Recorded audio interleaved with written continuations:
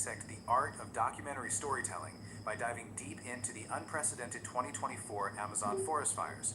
We're going to blend the actual technical frameworks used by professional wildlife filmmakers with some of the most critical, urgent climate data of our time. And honestly, by the time we wrap this up, you won't just grasp the sheer scale of the recent Amazon crisis, you're going to know exactly how a filmmaker structures, plans, and executes a story to make the rest of the world actually care about it. Think of this as our production call sheet for today. We'll start by laying the filmmaker's foundation, then we'll move right into Act 1, which is all about intimate connections. After that, we hit Act 2, the unprecedented conflict, followed by a look at how to paint the landscape. And finally, we'll wrap it all up with Act 3, achieving emotional closure. So let's kick things off with Section 1, the filmmaker's foundation. Look, before we even think about capturing some beautifully emotional story on camera, we have to talk logistics. We have to understand what it actually takes to operate in one of the wildest, most unforgiving frontiers on the planet. I mean, the Amazon is absolutely not a controlled studio. It's a vast, incredibly complex ecosystem. Producing out there requires rigorous, and I mean rigorous, logistical planning. You literally cannot just show up with a camera and start rolling. Whether you're basing operations out of hubs like Manaus, scouting the river islands over in Para, or trekking all the way out to the dramatic, almost prehistoric plateaus of Monte Roraima,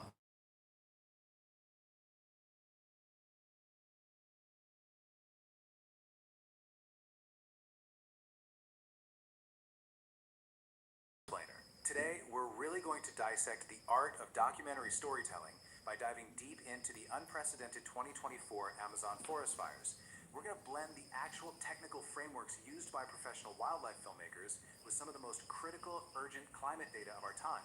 And honestly, by the time we wrap this up, you won't just grasp the sheer scale of the recent Amazon crisis, you're going to know exactly how a filmmaker structures, plans, and executes a story to make the rest of the world actually care about it. Think of this as our production call sheet for today. We'll start by laying the filmmaker's foundation. Then we'll move right into Act 1, which is all about intimate connections. After that, we hit Act 2, the unprecedented conflict, followed by a look at how to paint the landscape. And finally, we'll wrap it all up with Act 3, achieving emotional closure. So let's kick things off with Section 1, the filmmaker's foundation. Look, before we even think about capturing some beautifully emotional story on camera, we have to talk logistics. We have to understand what it actually takes to operate in one of the wildest, most unforgiving frontiers on the planet. I mean, the Amazon is absolutely not a controlled studio. It's a vast, incredibly complex ecosystem. Producing out there requires rigorous, and I mean rigorous, logistical planning. You literally cannot just show up with a camera and start rolling. Whether you're basing operations out of hubs like Manaus, scouting the river islands over in Para, or trekking all the way out to the dramatic, almost prehistoric plateaus of Monte Roraima, you need serious support on the ground. That means engaging local fixers for field coordination and cultural mediation. It means securing those strict government and FUNAI permits to legally work on indigenous lands. And you're definitely going to have to arrange specialized riverboat transport because there, the rivers are your highways. Partnering with local experts is just non-negotiable for ensuring safety, showing respect, and getting access to the deepest, most pristine parts of the rainforest across Brazil and Ecuador. Okay, so you're physically in the jungle. Now, how do you actually make sense of all the footage you're shooting? Well, we use wildlife filmmaker Alan Lacey's 3-act structure, which is pretty much the gold standard blueprint for crafting a conservation film. You don't just point and shoot, you have to actively build an arc. First, you introduce the subject, then you introduce a massive conflict or challenge, and finally, you lead your audience toward a resolution. Moving right along to Section 2, Act 1, Intimate Connections. What's really fascinating about Act 1 is that it focuses entirely on building an emotional connection well before any sort of crisis is even mentioned. Think about it. If your audience doesn't care about the subject, they are definitely not going to care about the threat to it. Alan Lacey really hits the nail on the head here when he says the secret to a great documentary is finding the overlap between why the subject matters to you and how your audience will naturally respond to it. He calls this the crossroads of a great story. You constantly have to ask yourself, why does this matter? What we capture? Maybe it's close-ups of really unique wildlife behaviors that show the audience a side of nature they've never ever experienced before. Naturally, every documentary needs a protagonist. In our case, it's the Amazon ecosystem itself, right alongside its indigenous guardians. We're talking about ancient communities like the Huaranani, the Shuar, the Kofan, and the Quichua. By establishing these rich cultures and the surrounding biodiversity as our central characters, we get to highlight their everyday lives, their incredible resilience, and their profound spiritual connection to nature. By getting really tight, intimate shots of the forest canopy and these vibrant communities, we anchor the audience's emotional investment. We essentially make them fall in love with the Amazon. Which brings us to Section 3, Act 2, Unprecedented Conflict. So once the audience loves your protagonist, you bring in the stakes. And man, in 2024, those stakes reached horrifying new heights. The true antagonist of our story emerges in the 2024 data, which reveals a shocking 152% surge in forest disturbances from deforestation and degradation compared to just the previous year. Driven by an unprecedented, record-shattering drought, this surge hit a two-decade peak of 6.64 million hectares. And what's wild is that forest degradation, which is largely linked to escape fires just tearing through the forest, increased by over 400%. It vastly outpaced traditional deforestation. And the localized devastation, it was absolutely immense. Just look at these figures. Bolivia lost an astonishing 9% of its remaining intact forests in a single year. Brazil accounted for half of the entire Pan-Amazon's large-scale degradation, losing 1.66 million hectares. Even countries that are historically less affected were hit incredibly hard. Venezuela saw degradation levels 19 times higher than its 5-year average, and the Guiana Shield saw a 6-fold increase. This right here is the conflict of our film. The antagonist isn't a natural predator at all. It's a climate-driven, human-ignited inferno. All right, Section 4, Painting the Landscape. To make the audience truly feel the weight of this data, we have to visually communicate the sheer scale of the threat. We can't just throw dry statistics at them. We literally have to show them the neighborhood on fire. When we map out the sprawling burn scars and the large-scale degradation across the Pan-Amazon region, it visually places our protagonists directly in the path of a massive crisis. You can clearly see this heavy concentration of large-scale forest degradation creeping right into previously untouched areas. It's a disaster fueled by extreme drought, forests, and edge effects that create this deadly, self-reinforcing feedback loop of dying trees and perfectly dried-out fuel. Drilling even deeper into the conflict, we see a massive, frankly terrifying paradigm shift. In 2024, fire-driven forest degradation released 791 million tons of carbon dioxide. Compare that to the 625 million tons released by outright deforestation. Let that sink in for a second. What this tells us is that burned, degraded forests actually surpassed traditional deforestation as the dominant source of emissions in the Amazon. Because of these fires, the forest itself is becoming a net source of carbon for years to come, which just accelerates the global warming it out in the first place. That is a dramatic, game-changing escalation for our film act. And finally, we arrive at Section 5, Act 3, Emotional Closure. A truly great conservation film doesn't just leave the audience in there in total despair. It has to give them a path forward. We have to contrast the bleak reality of the situation with actual purpose. On one side, yes, we have a terrifying, self-reinforcing cycle of fires that's pushing the Amazon toward a catastrophic tipping point where it might literally never recover. But on the other side, we have the incredibly powerful goal of documentary filmmaking itself, production with a purpose. By showcasing the absolute truth, respecting the autonomy of indigenous peoples, and contributing to local development through ethical logistics, the film itself becomes a practical tool for conservation. It has the power to inspire global support, to step in and halt these destructive feedback loops. So the crucial takeaway here is really this. Armed with the right logistical foundation, backed up by peer-reviewed, undeniable data, and guided by a highly structured emotional narrative, you have the actual power to change minds. The Amazon is currently facing its absolute worst disturbance in over 2 decades. So what story will you choose to tell to make a difference?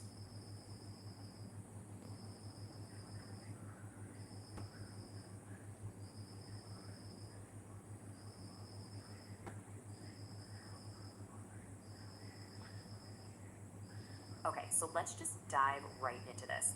I want you to go ahead and close your eyes for a second. Seriously, try it. Picture reality. Think about the physical room you're in, the passage of time, the sequence of human history, all those absolute facts you learned back in biology. Got it? Good. Now I want you to completely forget it, because practically everything we just imagined, everything we just assume is fixed and true is, well, probably wrong. Welcome to The Explainer. Today, we are taking a sledgehammer to some of our most basic assumptions. We're going to explore how our daily perception of time, the actual timeline of human history, our own biology, and even the universe itself might just be one giant localized illusion. We are going to look at some wild data and science that will absolutely make you question the very nature of your existence. So, let's get into it. Alright, so let's start with our first pillar, the illusion of time. Spoiler alert, your internal clock is completely broken. See, we naturally tend to think of time as this fixed, reliable constant, right? Like, a second is always a second. But your brain simply does not see it that way. Turns out, your mood is basically hacking your internal clock all day long. Researchers have found that our emotions tweak how we feel time based on two things: your arousal, which just means how high or low your physical energy is, and how pleasant the experience is. So, high arousal, positive emotions. Your brain compresses time. You're at a great party having a blast, and suddenly 3 hours disappear in what literally feels like 5 minutes.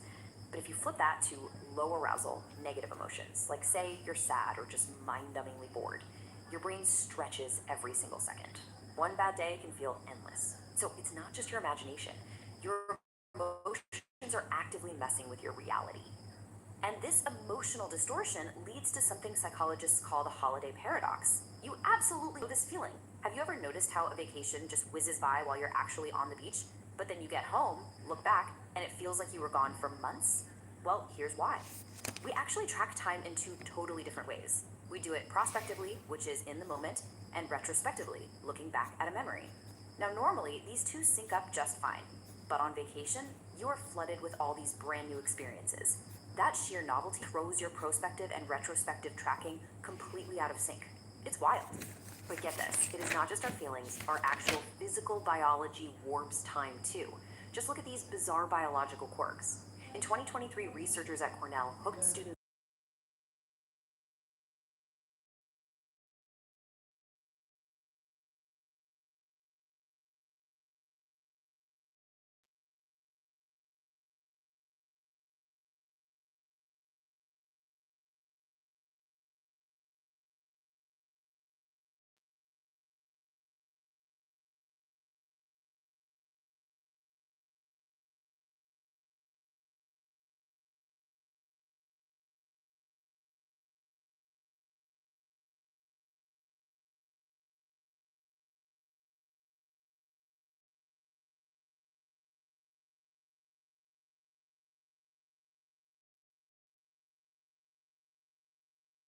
fractions slower than the speed of light.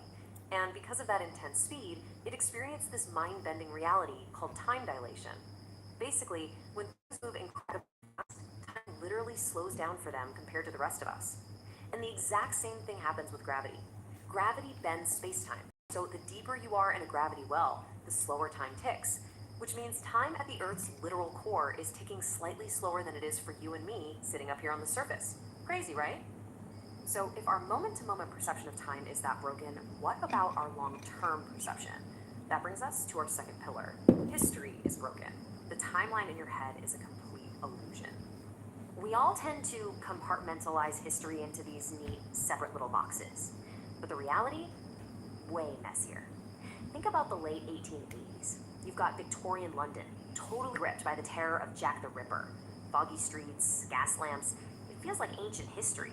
Well, just 1 year later, in 1889, a guy named Fusajiro Yamauchi was busy founding a little playing card company over in Kyoto, Japan.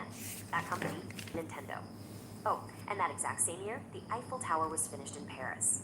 So you have a modern video game giant, a Victorian serial killer, and an iconic modern monument, all overlapping in the exact same sliver of time. Let's push it even further back. The Great Pyramid of Giza, completed around 2560 BCE. And yet, almost a full 1,000 years later, a population of woolly mammoths was literally still surviving on Ringle Island in the Arctic. We always picture mammoths exclusively in the Ice Age, but scribes of Mesopotamia were writing down laws and building actual cities while mammoths were just chilling on an island. And speaking of Egypt, the famous Queen Cleopatra was born in 69 BCE. The first commercial cell phone? 1983. That means Cleopatra actually lived closer in history to the invention of the iPhone than she did to the building of the Great Pyramids. Our historical perspective is just so incredibly skewed. Like, we totally forget that Oxford University started holding lectures in the year 1096. That is over a century before Genghis Khan even conceived of the Mongol Empire. Oxford was shaping intellectual futures before the largest contiguous land empire in human history even existed. And if we fast forward to the 20th century, we have Anne Frank, this tragic symbol of the Holocaust, and Martin Luther King Jr., the absolute icon of the civil rights movement. In our textbooks, they feel like they belong in completely different eras, but they were born in the exact same year, 1929. Alright, so if our history and our time are just subjective illusions, what about the very instrument we're using to perceive them? Let's pivot to pillar number 3. Your brain and biology are lying to you. So, I'm just going to hit you with this number, right out of the gate. 25. For decades, our society has treated 18-year-olds as fully developed adults. But neuroscience tells a completely different story. 25 is actually the average age that the prefrontal cortex, which is the part of your brain responsible for planning, prioritizing, and controlling impulses, finally finishes maturing. So all those terrible, risky decisions teenagers make, it's really not just rebellion. They literally lack the hardware. And speaking of the brain, we have got to kill this massive myth right here. You've definitely heard that we only use 10% of our brains, right? Completely, absolutely false. Your brain is always 100% active. Even when you are deeply asleep, your neurons are just firing away. But what's really wild is that a major function of all that brain activity is actively trying to forget. Seriously, if you remembered every single excruciating detail of your entire existence, you just couldn't function. Forgetting isn't a bug, it is an intentional, highly functional feature that lets us make flexible decisions and, frankly, stay sane. And you know, just like forgetting is a biological process, researchers at Yale have discovered that making decisions isn't purely logical either. It's actually dictated by 3 distinct neural circuits that connect your frontal cortex to the deeper parts of your brain. Circuit 1 lights up when an experience is pleasant, Circuit 2 fires when it's undesirable, and Circuit 3 acts like your brain's hard drive, recording those memories to influence your very next choice.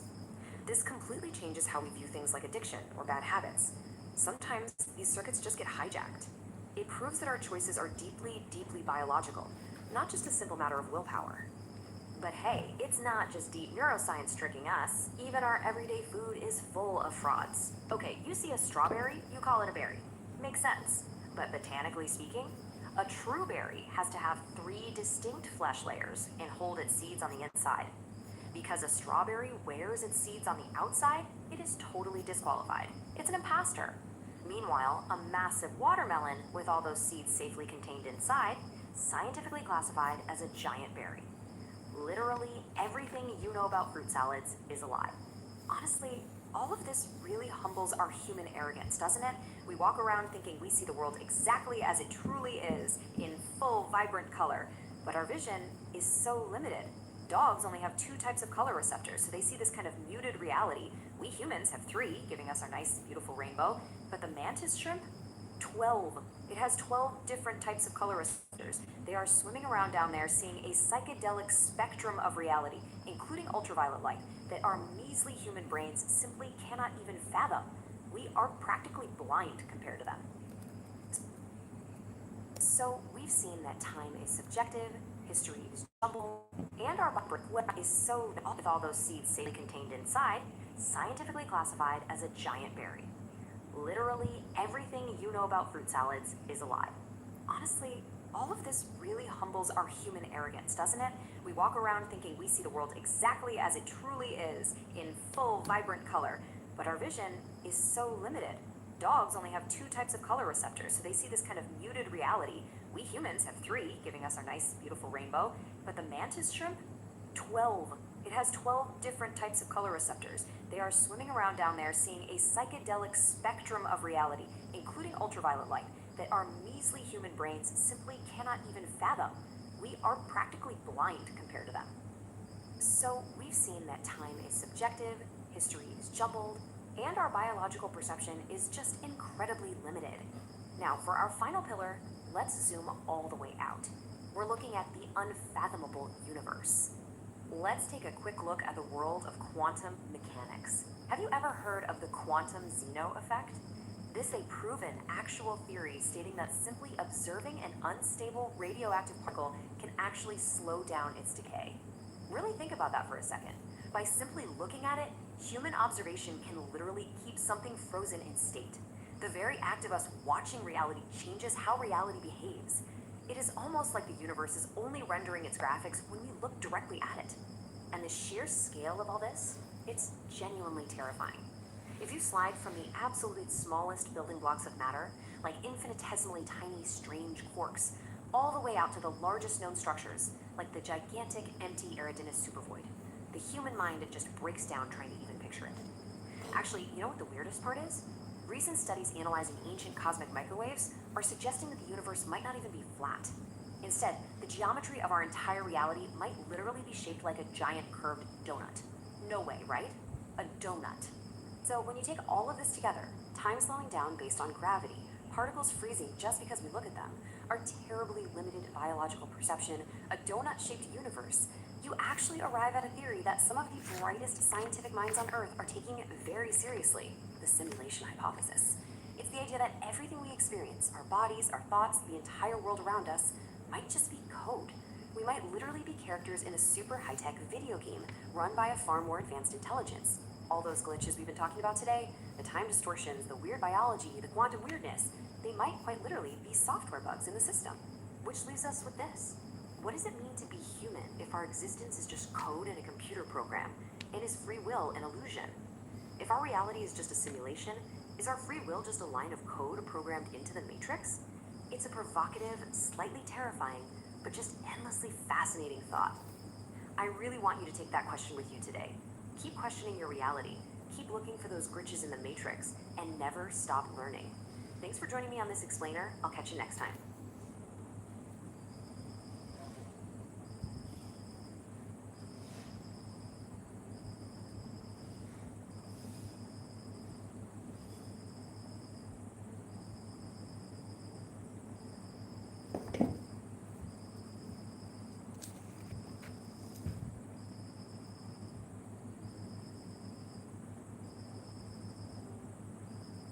Am I audible?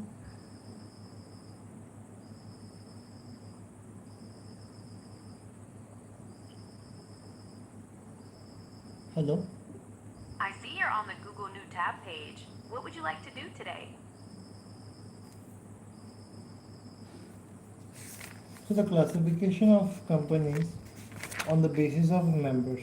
Could you please clarify what you mean by companies? Are you looking for information about a specific business or trying to navigate to a particular website? Yeah, classification of companies on the basis of members, which is covered under Companies Act 2013.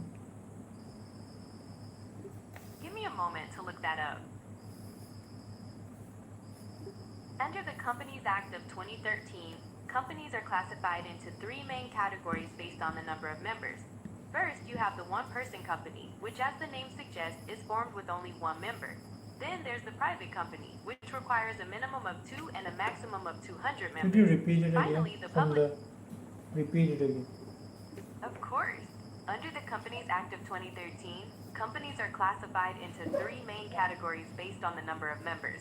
First, you have the one-person company, which is formed with only one member. Then there's the private company, which requires a minimum of 2 and a maximum of 200 members. Finally, the public company has a minimum requirement of 7 members and no maximum limit. The Companies Act 2013 introduced a new class of companies which can be incorporated by a single person.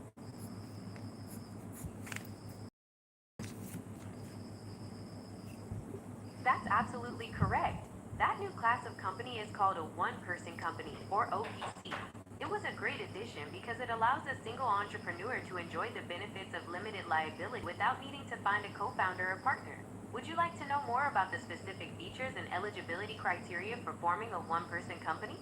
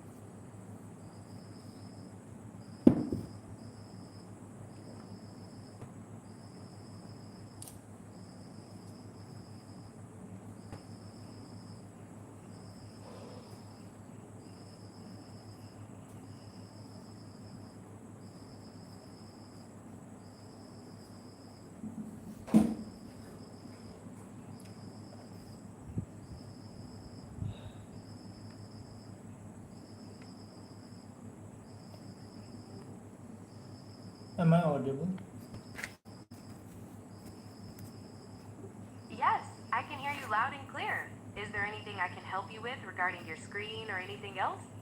Section 262 of the Companies Act 2013 defines one-person company as a company which has only one person as a member. Exactly. Under Section 262 of the Companies Act of 2013, a one-person company is defined as a company which has only one person as a member.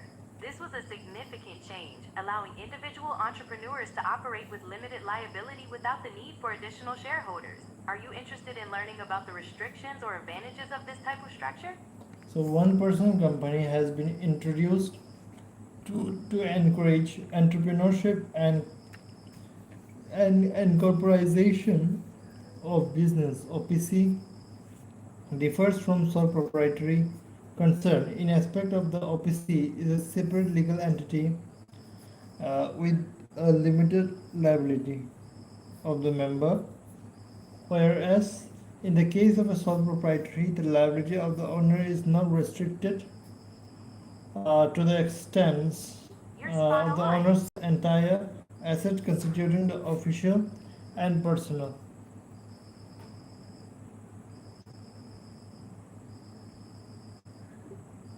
That is exactly right, and it's one of the most critical distinctions between the two structures. Because a one-person company is a separate legal entity distinct from its member, the member's liability is generally limited to the extent of their share capital. In contrast, a sole proprietorship does not have a separate legal identity, meaning the owner is personally responsible for all business debts and liabilities, and their personal assets could be at risk. Would you like to explore the administrative requirements that come with running an OPC compared to a sole proprietorship? The procedural requirements of an OPC are simplified through the exemptions provided under the Act in comparison to other forms of companies.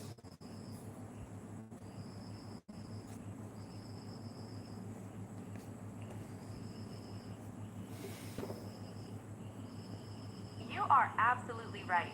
The Companies Act of 2013 provides several key exemptions and relaxations for one-person companies to ease their administrative burden. For instance, they are exempt from holding annual general meetings, and the provisions for board meetings are also significantly According to simplified. Section 31C of the Companies Act 2030, one-person company is a private limited company with a minimum paid share capital as may be prescribed and having one member. That's absolutely right. Section 3, Subsection 1, Clause C of the Companies Act of 2013 defines a one-person company as a private company, meaning it shares the characteristics of a private limited structure, but with a single member. Regarding the paid-up capital, the requirement has been significantly relaxed, and there is currently no mandatory minimum paid-up capital prescribed for forming an OPC. Does this flexibility make the structure more or less appealing to you?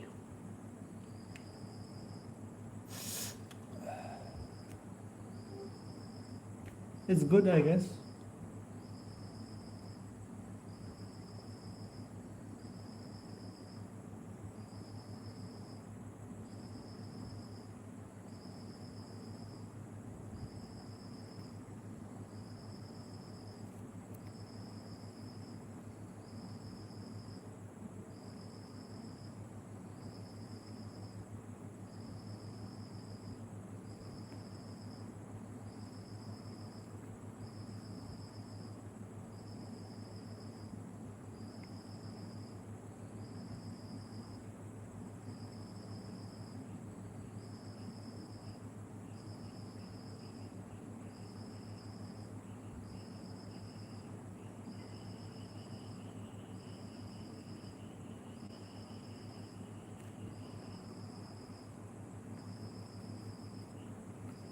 Am I still audible?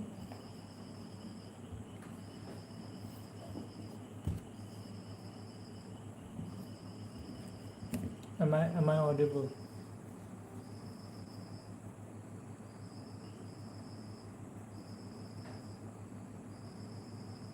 Can you hear me? Yes, I can hear you loud and clear. I see you're currently in the Cam Anim 3D studio. What would you like to adjust or explore within the studio today? One-person company significant points. Only one person as a member. Minimum paid-up capital. No limit prescribed. Building on that, another significant feature is that there is no longer any minimum paid-up capital limit prescribed, making it even easier for an individual to start their business. This structure also grants the company a separate legal identity, ensuring that the member's personal liability is limited, which is a stark contrast to a sole proprietorship. Would you like to discuss some of the compliance requirements for an OPC? The memorandum of OPC shall indicate the name of the other person. That's absolutely correct. The memorandum of association of a one-person company must indicate the name of another person, who shall, in the event of the subscriber's death or incapacity, become the member of the company. This nomination is Who shall, crucial in for the ensuring event of the con- subscriber's death or incapacity or to the contract, become member of the company. Does it mean, as we know, in the one-person company, there is only one uh, person? Is it saying that if that person also unable to pay, then someone other person will pay? That's a very important distinction. The nominee's role is strictly to take over the membership of the company in the event of the subscriber's death or incapacity to ensure its continuity. It does not mean